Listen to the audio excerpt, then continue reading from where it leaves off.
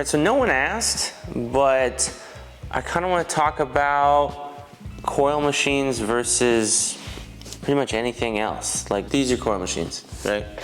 Got quite a few of them here.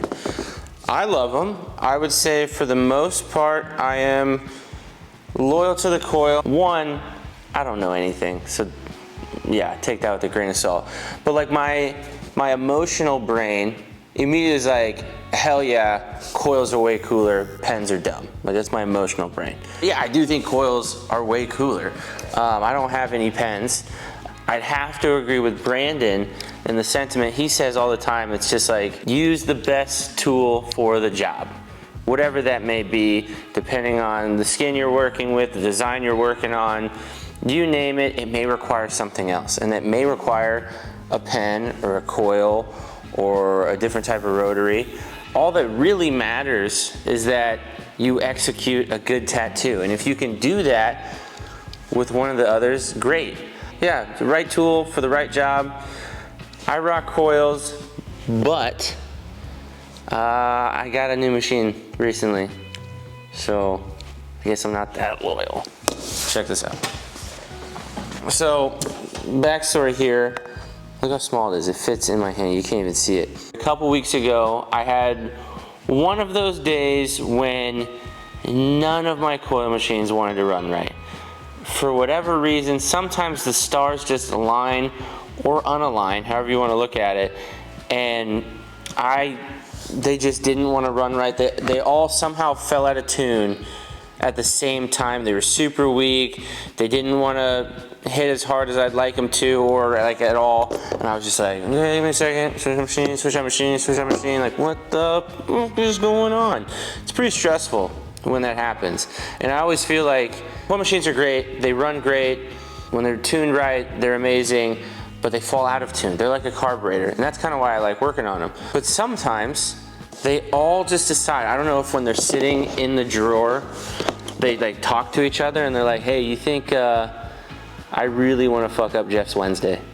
Like, what if we all kind of just didn't show up to work that day? And that's what happened. And so Brandon, he's been telling me for a couple months now, he's like, dude, they're expensive, but you should get yourself a Dan Cuban. And I was like, no, I don't want to. And then I had that day. And I was like, F it, add to cart. I'll still run these all the time, and they're great, but there's some days where I'm like, I just want to pull this little machine out of the drawer, and I know it's going to work. So I got a Dan Cuban. Check this thing out.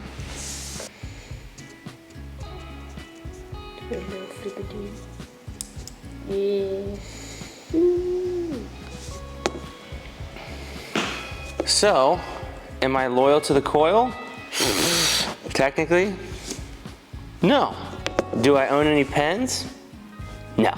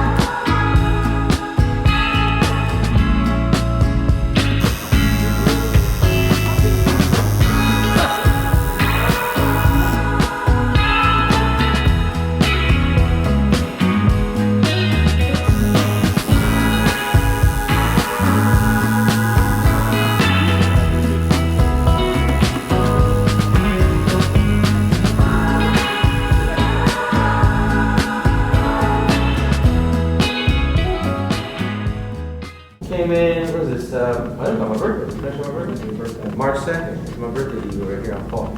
So we did this guy here a couple months ago, and we're going to go in today. We're going to rework these numbers. I didn't do them, but we laid down a pretty bold traditional eagle right underneath it, and Paul's like, I think we got to make these numbers a little more bold. So that's what we're going to do.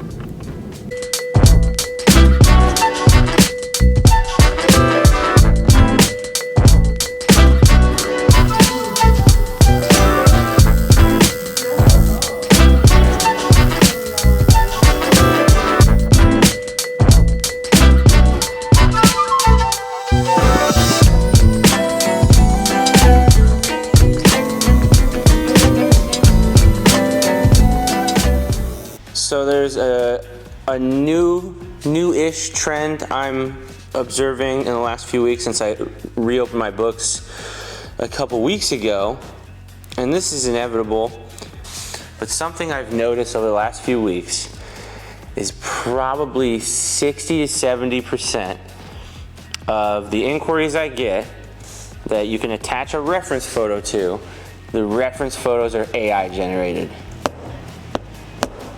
For starters, point blank, I hate AI. Hate it. I think it's the greatest insult to the human soul. Like I can't stand it. I refuse to use it. I've never used it because there's things now like you go to Google something and it pops up, here's the answer. Technically you've used AI. You know, there was a time when that's not how that worked. But I've never used ChatGPT, Midjourney, any of those. I've never gone in and be like, make this, even for the smallest task. I just think that once the human mind finds the path of least resistance, there's no going back. Why go around the mountain, through the mountain, whatever? You're like, we can just go right here. It's easy. And I think there's a lot to be learned and a lot to be gained from doing the work. It's like I've been painting and drawing my entire life. I didn't pick up an iPad until a couple years ago. And with tattooing, it's real easy to get in kind of this rhythm of like, wow, I haven't touched pencil and paper for a minute. And it happened, I think I noticed that a couple months ago where I was like, you should probably make sure you can still actually draw. But the fact that you can do that, I don't think it's drawing. I think that there's something about, here's a military thing, like a one shot, one kill, like you gotta do it right. I know you can erase things, but even that eraser doesn't fully get, there's something about hand drawing things that I think is super important. I also think like the iPads tend to open the door to a lot of tracing of other people's things. And with traditional, it's one thing, like it's flash off the wall, it's what you're supposed to do is trace it. But like if you're drawing something custom, I think a lot of times you can fall into the trap of like, I need this, trace, look, I drew it. Not really, you know? And then you go back to pencil and paper and you're like, whoa, what happened? I worry a little bit with the AI reference photos because a lot of the times what the client may not recognize that AI doesn't recognize is that there are rules with tattooing, and there are rules especially with traditional tattooing, and AI doesn't know that. And so they create this AI reference photo and they submit it to me and they go, this is what I want. And they've already had someone else create this image, and so they have this idea in their head, they're like, this is it.